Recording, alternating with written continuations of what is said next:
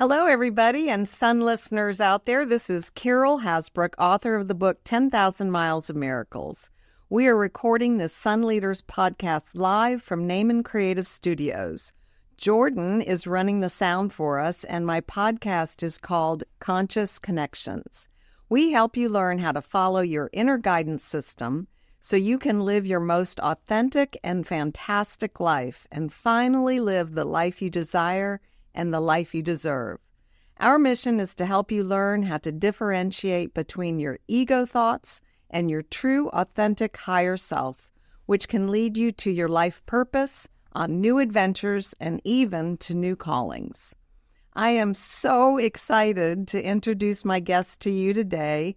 She's a good friend, enthusiastic hugger, and more importantly, a fellow Dame Gone Wild, Joyce Claflin. Joyce and I were roommates when my inner guidance system spoke to me and dictated what turned out to be a 10,000-mile summer service adventure, helping people, pets, and planets.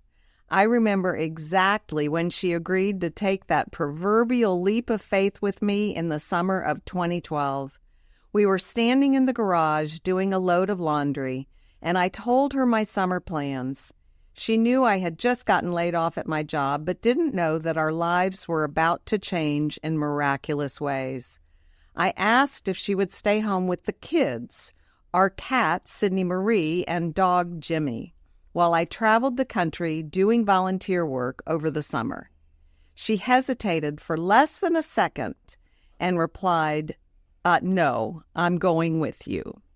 I was totally shocked by this answer, yet said, "Okay, let's start planning it." Just so you know, the kids Jimmy and Sydney Marie were well taken care of by my son Rob and his wife Elizabeth, who just happened to be told that their rental apartment was going up for sale and they needed to move out by June. We agreed to follow our inner voices, and it felt good, even if we personally thought it was a crazy idea. And trust me, there were some crazy ideas. So Joyce, being a fellow dame, tell me how you felt when you said yes to this out-of-the-blue idea and how you knew it was the right thing to do. Well, Carol, first of all, thank you for having me here. And I just want to thank you for writing this book and publishing it. I know it's been a labor of love, and I'm just so proud of you that you completed it. So yay for you, okay? Thank you. I remember, I can picture myself standing at that washing machine and you telling me that, and all of a sudden, I don't even know where it came from, but I just blurted it out and said, "No, I'm going with you." And I was in a job who, even though the boss was very nice, it was going nowhere, and I was miserable. And I asked for a change. And I work with angels. I love my angels, and I know I'm totally guided. And that was the beginning. And I felt like it was absolutely insane. However, it was an opening to a new adventure and just letting it go and allowing the universe to take hold and to see what the outcome was. So it was very scary, yet exciting and exhilarating, and also knowing that we would be tested, but yet trusted that things would always work out. And so do you remember that we agreed that if the energy felt good, we would go with the idea, even if it was crazy? I recall that now that you reminded me. Yes. Yeah, but that's the way we did the whole trip. The whole trip. The whole bloody trip. I'm just saying. Yes. And sometimes it was, and sometimes it was, and I will tell you, when I think back, and it's really helped to rekindle a lot of the adventures that we had, just the miracles that happened. Mm-hmm. And even then when we were like, oh my God, how is this going to happen? It was like, it just always worked out. Mm-hmm. You know, it was amazing. So thank you for helping me get back into that energy. Yeah, so it's the energy of following your higher voice, your inner guidance system. And I forget sometimes, and I get out of it too. And this book and this podcast really reminds me that when I follow the higher guidance system, the inner guidance system, and it feels good. So I don't do it if I get that bad feeling in my gut, because I know that's my ego talking. But if it's not just self-serving, if it's serving of others and I follow that, man, crazy miraculous things can happen in my life. So the word compelled comes to mind when I think about how we felt about going on this trip. I don't know about you, but I was compelled to do this. I don't know whether I would use that word for me. I'm not even sure if there is a word that would describe why. I just knew. It was a knowing. And here's the other thing that I've always done is that if I am not sure, I always ask for confirmation. I ask the angels, show me something, give me something, do it. And I have to let go of when I think it's going to happen or how it's going to turn out, but I always get confirmation. Mm-hmm. I knew it was something I had to do, as crazy and wonderful as it was. Mm-hmm. And so I was going to bring this up a little later, but since you said ask for a sign, do you remember the most miraculous sign we received from Manny? Absolutely. It was. So I'll start the story, and I'm going to let you pick up where you came in. The story. Okay. So Joyce and I were serving at a senior center outside of Chicago, and it was 106 degrees in Chicago that day. So we knew we wanted to do something indoors, and we found this senior center, and they wanted us to come help with playing games with the seniors during their happy hour. So Joyce is a very curious person, and because of that, I get to learn a lot more about life and people because she asks a lot of questions. So we're standing at the elevator, and the volunteer coordinator was showing us around the place. And Joyce says, "Who is your oldest resident?" And the volunteer coordinator said, "Oh, that would be Manny. He's about to be 102 years old, and at 96, he took up woodworking, and he carved the Gettysburg Address from memory at 96 on a 4-foot by 8-foot piece of wood." And so we were just aghast at that. And then who came off the elevator? Well, the doors opened wide, and there was Manny, cute little guy in his little walker. And we said, and she presented us, and he said, "I'm Manny." And we said, "Oh my God." And he said, "Would you like to come up and see my woodworking?" And it was like, okay, let's go. So we went up to his room and saw the plaque that he did from memory.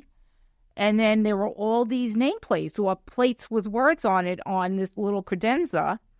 And Carol looks over and says, "Oh, Manny, there's my name." And he said, "Would you like it?" And she just hesitated for a minute and went, okay. And I looked, and I was like the poor little girl, like, what about me?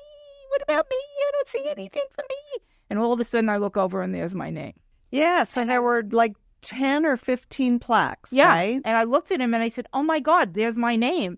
And I said, "How did you know we were coming?" And we looked over to the lady, and she said, he didn't have our names. It was just in that 2 people were coming. And he said, "God told me to do this, and I always do what God told us." And we were like, oh, my God. And then we were in the car, and...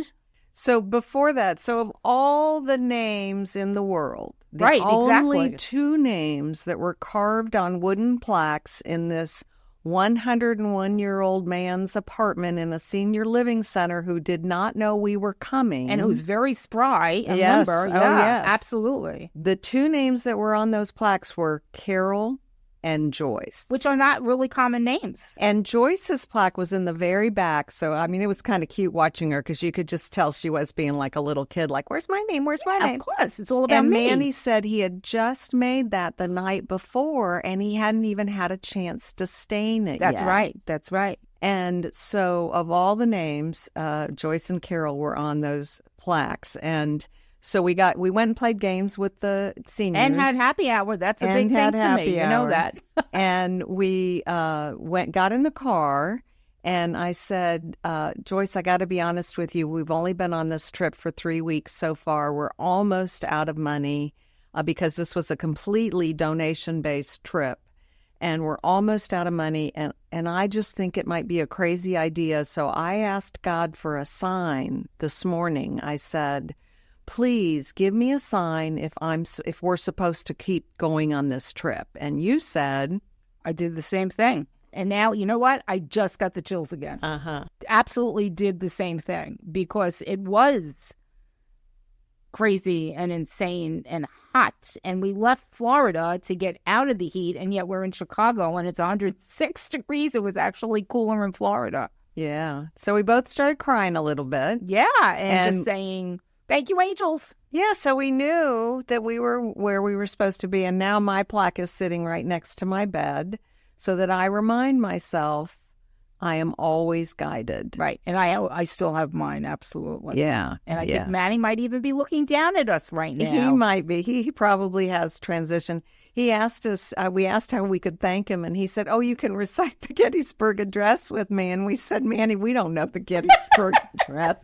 So he had 2 pieces of paper. He hands it to us, and he recited it from memory. It was really very awesome. So, okay, so let's move on to some of the, just in general, the charities. Joyce and I weren't sure which charities we wanted to serve. So we just made it People, Pets, and Planets, so that we could cover all the bases. And then we decided that we would serve at wherever our host family's favorite charity was. So I would call ahead and let the charity know we were coming to town and we wanted to help them out. And they would always say, well, what would you like to do? And we would say, anything you would like us to do. Anything you would like us to do. And what did we do most often? Oh, let's see.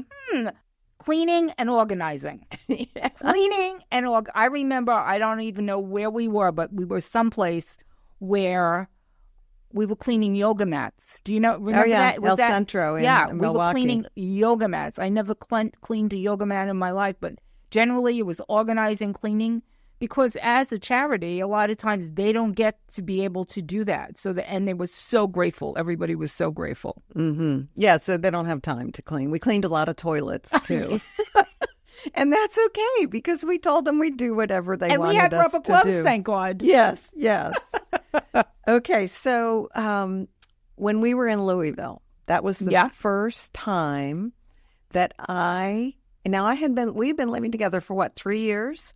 So I knew you fairly well, right? After 3 years. 2 years. I moved 2 years. 2010, yeah. And so that was the first time I saw how kind and loving you are, because we were serving a population of people that were in recovery and were just above homeless. I mean, literally just above homeless. And even though I had given money and food to homeless my whole life, I had never been eyeball to eyeball with them. And I was afraid to do that. And I looked over, and you were fully engaged, fully eyeball to eyeball. You had no fear of engaging with these people. And I thought, oh my gosh. So tell me about that. Tell me why that is. Well, thinking back, it's amazing to hear you say how engaged I was, because I don't remember that. So thank you. And thank you for noticing that. I believe that I was going through my own tsunami at the time. That's what I like to call it. And one of the reasons I came to live with you is because I needed a place to stay and I didn't have money. So I knew what it was like to be living day to day, not knowing what's going to happen, being in fear. And I realized that I could have gone either one way or the other, and that these are people too. And when we were gathering like the toothbrush and the toothpaste and all the little items, they were so kind. And even some that were mentally and emotionally challenged, they could look you in the eye and realize that we were coming from a place of love and heart. And it was just so amazing to me to see this organization help these people, and give them the kindness and a place to take a shower and to get all this. So people are people. And what I realized also is it doesn't matter what our journey is. We are all people, and we all have heart, and we are all God's children. And we need to be kind to one another and respect one another. Now, does that happen for me every day? No, but I hope to remember that and to honor that, because in the blink of the eye, we could be on the street, honestly. Mm-hmm. So we said a lot of I am that. We would look at people and say, I am that, and one different choice, and I could be that. Absolutely. Right? Absolutely. And then one of the things you said to me that I'll never forget is everyone wants to be acknowledged and loved. Mm-hmm. And looked in the eye. Mm-hmm. And so the second time we helped the homeless was in Chicago. The first time was in Louisville at the hotel that was, I remember and that. the man playing the piano. Yeah. And then the second time was in Chicago, and that's when we were giving out the toothpaste and the shampoo, and they came in to take a shower because it was so hot. And so I was able to engage a little better. You were smack full on right there, hugging them, being Joyce, which is wonderful. And then the third time, and I don't recall what city we were in, but we made dinner and helped serve dinner for a shelter of men. And I don't recall what city we were in. No, but I don't either. By the third time, I was able to open up as much as you opened up from the very beginning. So I just want to thank you for being my teacher. Well, you're welcome. In that respect. Oh, no. Yeah, that's right. And you were my teacher in a lot of ways, too. So we were learning from one another. Sure, of course. Well, we spent 105 days together, so we had to learn from one another. Oh, my God. Okay, let's just move right on from there. So we visited 24 states. We stayed with We stayed with 26 host families, only 12 of which we knew before we left. Well, you did all that work. Well, it was a lot of work, but it was a lot of work. But because of you, we got to meet these host families. So thank you for that, because you were like the reservation clerk, like moving ahead and getting all this done. So, yeah. Yes. And we served 30 organizations. Wow. So of those 30 organizations, who was your favorite? What really stands out for me was the one in Burlington, Vermont. Can't remember the name of it, but they worked with the puppets in education. Well, there you go. Enough said. Puppets in education. And, of course, what did we do? Organize and clean. But they had on these walls all these puppets dressed in different ways and different faces. And they use these puppets to relate to children who have gone through trauma. I'm going to cry because it was just so beautiful, because they realized that children are children and might not be able to relate to an adult or a counselor. And by talking to this puppet, they can open up and they can get things from them that they might not get if they were just a counselor or an adult person talking with them. And the sad thing was, and I don't even know if they're still in existence today, but I remember them saying that they were having a hard time raising money, and that might have been the last year that they were there. But I think they were there for around over 20 years, weren't they? They're still there. Oh, they are? Yeah. Yay! I checked into it when I wrote the book. I sent them a copy of the book. Oh, my God. To me, it just filled me up with just, heartfelt that they're able to reach, children and with trauma to be able to help heal them. Mm-hmm. Yeah, they take their life-size puppets and they take them into the schools and they teach children about bully. They talk about being bullied. Yeah. They talk about abuse, all different kinds of abuse. They talked about diversity, handicapped, disabled. Yes, they had one. Yeah, absolutely. And so it was really special. And the picture on the back of the book is Joyce's favorite picture because it's the two of us nestled in between all of those puppets. That's one of them. The other one that I had that you took of me was the one with the puppet. Oh, okay. And that, to me, I put that all over because it just makes me smile and happy. But you're right, it is. It's so much fun. Mm-hmm. Wonderful. Hi, this is Josh Naiman, CEO and founder of Naiman Creative. We're the ones who produce the podcast that you're listening to right now. But on top of podcast production, we take care of all sorts of things related to websites, from design, development, maintenance, management, and even hosting. And today, I want to talk to you if your website is a prisoner of the moment. We make sure they're not. Most websites are prisoners of the moment. They're based on what works or what people think works for their company today. But if it works, then what's the problem? Well, when you're designing a website for a moment in time, it's tempting to think in the short term. Upfront costs are generally lower, and timelines can be a little faster. But if you think in the short term, you get short-term results, which usually ends up costing you more money. So, for long-term results, let's use Naiman Creative. We will make sure that anyone that comes to us is not a prisoner of the moment. Contact us today, info@namencreative.com. So we had a signature event. Do you remember what our signature event was? Besides hugging? Yes, yay. Okay, yes, giving hugs. Yeah, so we went to Minneapolis, was the first place we had our we did. You Mary should see Tyler her- Moore. You should see her face. She was such a Rhoda fan. Oh my God. So we stood We out. both came from the Bronx. Go ahead. We stood out in front of the Mary Tyler Moore And Sharon was statue. with us. Yes, and Sharon was with us. And we gave out free hugs. And what was that like for you? Oh, it's actually fun. In the beginning, it was a little daunting because the reaction of people was so funny. Some were engaging. Some looked at us like we were crazy. Some just put their eyes down and kept walking. But once you did it, it was amazing how people just opened up. And it's the connection of energy. It's the connection of showing that somebody cares. You know, even if they were like, what are they doing? It was fun. And I started really enjoying it. Took you a little while, but after a while, you really got into it too. I think when we got to Portland, you were really into it. Mm-hmm.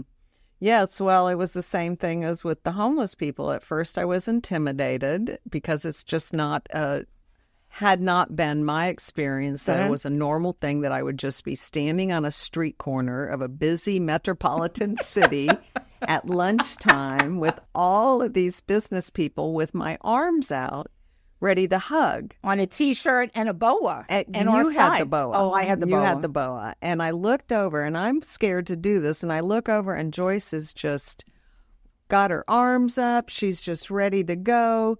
It's just with her boa and our T-shirt. She was a hugging queen. Well, I am a hugging queen. And I thought to myself, Carol, why are you so held back? Why can't you just be the love that Joyce is exhibiting? And so it helped me. Again, you taught me to let go of that, fear of people, I guess, of what people think. Yeah, I'm sure it was fear of what people think. I think one of the beautiful things about our journey is that you were so strong in so many aspects where I'm not, and vice versa. And even though sometimes we could get a little crunchy with one another, in retrospect, really, you also helped me learn a lot of things. Like when you had asked me to move ahead and get radio spots and I hated doing that, but I did it.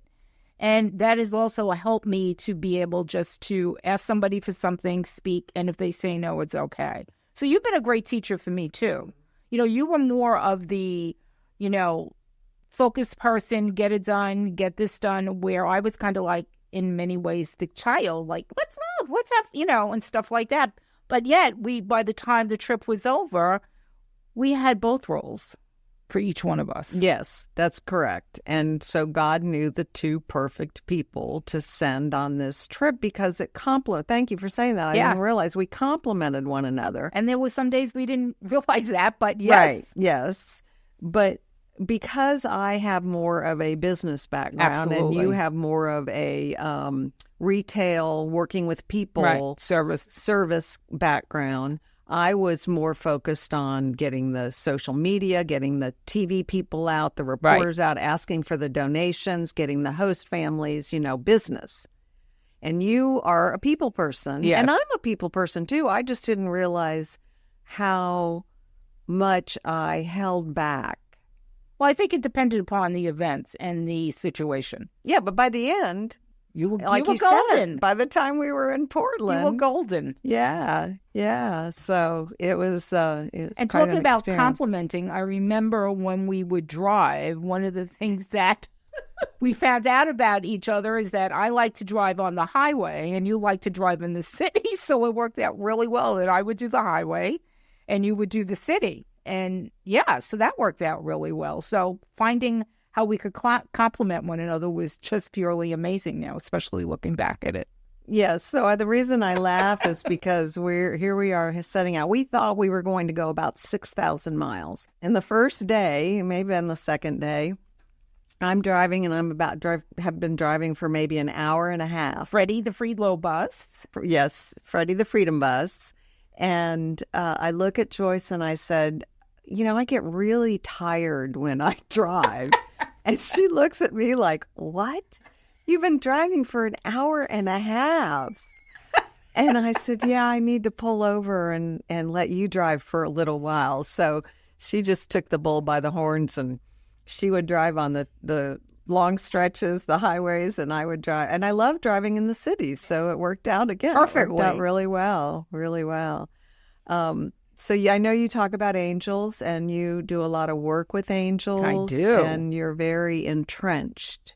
And you have 444 on your necklace, which you told me is a number of angels. So in numerology, there's or in angel numerology, there's meaning to each number. And when you see 3 4s, that means your angels are with you. And for me, my ultimate is seeing 3 4s on a license plate, which I do believe we saw many times on our journey.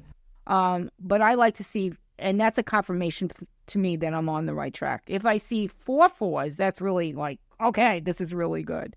So yes, 444 is a sign to me that they're always with me. But I know they're always with me now. They give me guidance. I always ask the angels for help. I ask for the most benevolent outcome. And I don't know where I would be without my angels and my guidance. Even when I have crunchy days, I know they're always with me. Mm-hmm. Yeah, and that's beautiful. And who were the angels in the back seat of the car when we took off? Oh God, I don't remember. They were our fathers. I think Archangel Michael, and I want to say Archangel Gabriel. But here's the thing: whether they're named, they're not named, angels are all around us. Mm-hmm. It doesn't matter what level they are, so to speak, because when you study angels, there are different levels.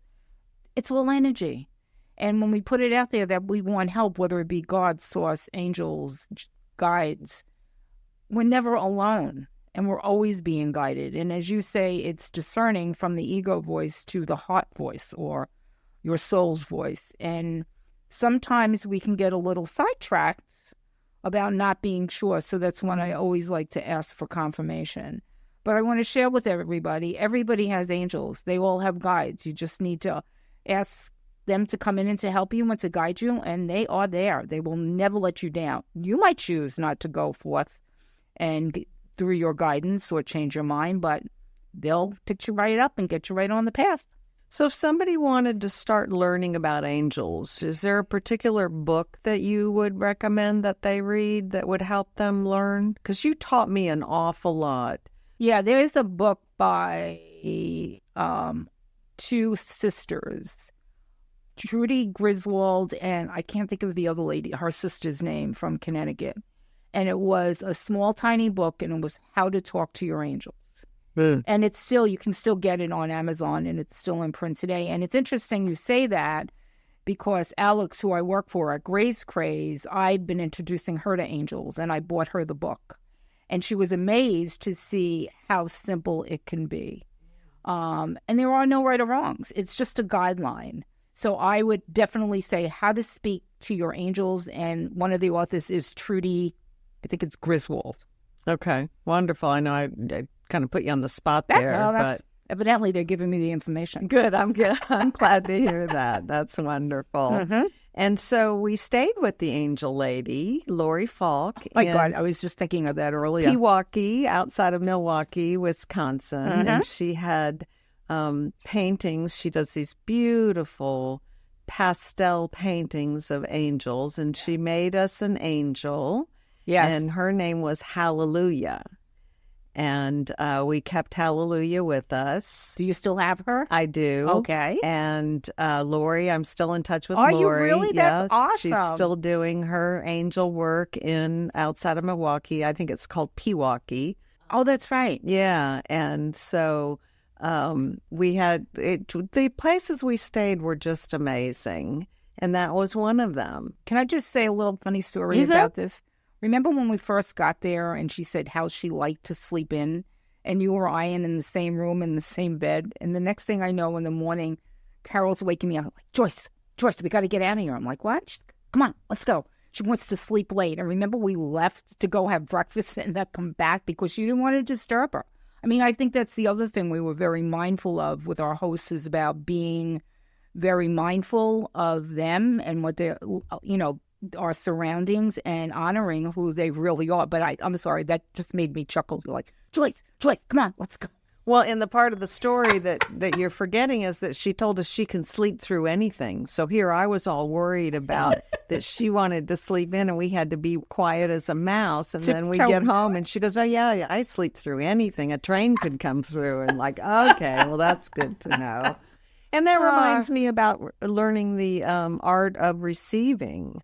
So we were really interested in giving. We gave a lot of our time and our talents and even our treasures. We gave some donations, but we didn't necessarily know the art of receiving, or I speak for myself, I didn't know the art of receiving until I got onto this trip. We would end up at somebody's doorstep and feel like we were going to be a burden. And then finally, I believe we got to a place where maybe it just had happened enough that we were received well, that we said, we need to learn how to receive as well as give. And that's a lesson I still struggle with. I can give very easily, and I'm better at receiving than I was, but that is definitely a lesson I still work on. Well, I remember somebody telling me when somebody offers you something and you say no, you're actually saying that you don't care about what they're giving you. So it could actually be a negative back to them. So it's so important to open up and to receive and just say thank you. And I think for me, one of the things that stand out is when we were in Minnesota and we stayed we were talking about it the other day. Marie's. Sharon's twin? No. Oh. The couple that had the ice skating, the hockey rink. Oh, that was in Michigan. Michigan, okay. And we had separate rooms, which was very rare. And we went in and she had a little baggie for us, a little goodie bag. And I remember, as I said to you, it was the first time I ever tried Nutella.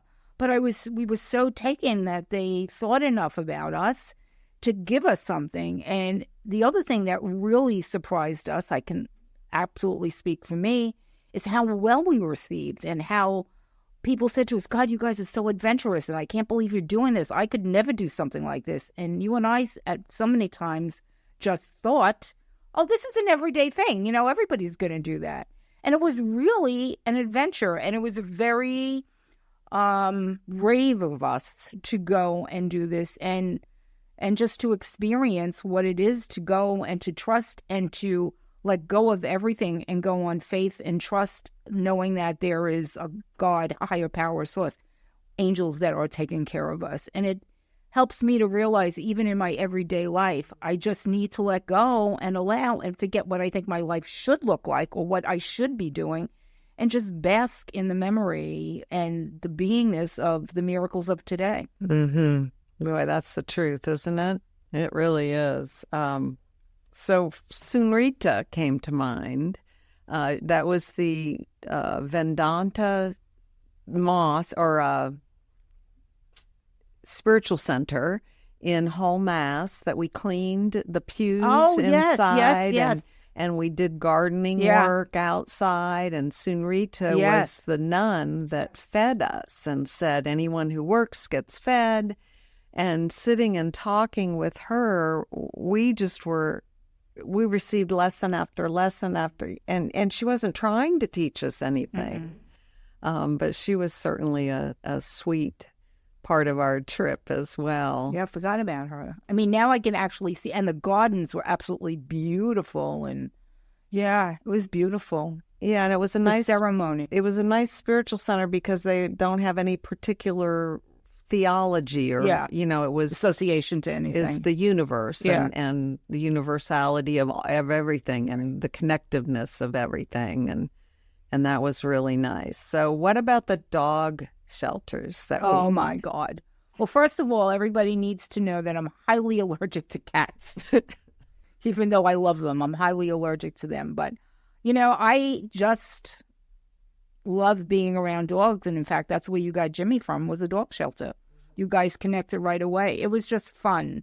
And then we met the dog whisperer who was helping us to learn the best technique on how to walk dogs. It was fun.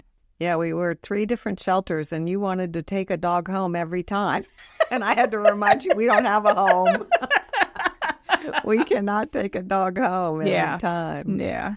And then the last image that comes to mind is you painting the faces of God on the sidewalk in Detroit for the Heidelberg Project. And I got a little freaked out because when we were at the volunteer instruction coordination meeting, the lady goes through everything for about an hour, and at the very end she says, oh, and by the way, don't have anything in your car, including a piece of paper on the floorboard of the car, because they might think that you have a social security number or a bank number on there, and they will try to get into your car to get that. And we had 3 months worth of things in our car.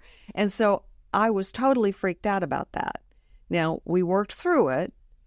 And then the next day, and we took everything out of the car. Yes, we did. And then the next day we got there and we painted faces of God on the sidewalk. Do you remember that? I do remember that. I do. I believe it was also hot up there, but yeah, I can actually recall what I had on. It was it with chalk or was it paint? It was chalk, wasn't it? Yeah, doing that. And then there was that house with all these stuffed animals on it. Mm-hmm. Yeah, it was from an artist that created that in a iffy neighborhood. Impoverished, yeah. For lack of a better word. Yeah. Tyrone. Yeah, it was really amazing. But, it's so interesting, me coming from the Bronx and you coming from Florida, when you looked at me like, what? It was like, yeah, that's when your street smarts comes down, and that's to be aware, because even though we feel connected, you always have to be aware of your surroundings, like when I stopped for gas in the Bronx. Yes. And the Bronx came out in Joyce like I had never seen before. And it was really quite humorous. And she said to me, oh, you can take the girl out of the Bronx, not the Bronx out of the girl. And that was exactly once I got true. there, we were not in a great neighborhood, and my whole energy shifted. Like, come near me and watch out. She was tough. She was one tough cookie. And meanwhile, I'm from St. Pete. I'm like, la, la, la, la. Get back in the car, lock the doors. We're going now. So I just want to thank you. This trip would not have been the same without you. In fact, I don't even know if I would have gone on this. Oh, you would have gone. I think you would have gone. But it wouldn't have been the same. No, it was all divinely guided, honey. And we learned that the most important relationship we have is the one we have with ourselves. Exactly. And so lesson after lesson and hug after hug and miracle after miracle. Absolutely. 3.5 months later, we just couldn't wait to get home. And in our own beds. May I just say one more thing? Of course. Yesterday, Alex and I, who's my boss where I work at Gray's Craze, we met with Maddie, who is the events coordinator for Children's Cancer Center. And Maddie talked to us for at least half an hour, 45 minutes about what they do. And I got up this morning and I realized that was exactly the places that we went through on Dames Gone Wild. And it was such an amazing experience to rekindle the awe and the love to see people that coming through their hearts to help, children or whatever. It just really reignited me to be more kind than being more crunchy. So thank you for helping me to relive this and remember this and have fun with it, because it has reopened me up. Good. I'm so glad. I'm helping with the Children's Dream Fund event tonight, Raise on the Runway. Oh, cool. And they grant wishes for seriously ill children here in the west coast of Florida. And I don't do nearly as much volunteer work as I used to, and I am still doing it because it just fills my heart. It's servant leadership. Yeah. And I think it's honey. So important. And so I'm grateful to have experienced it. Great. Especially with you. So anything else you'd like to add before we wrap up? Nope. Can I just give you a hug? You can in a minute. I just want to finish up here and say we hope you've enjoyed today's podcast. If you'd like to reach out to me, you can find me on Facebook, 10,000 Miles of Miracles. My book is also for sale on Amazon, and you can just type in 10,000 Miles of Miracles. My name again is Carol Jones Hasbrouck, and I'd love to hear from you and hear how the book has changed your perspective on love and giving and helping others. And I think that's a wrap.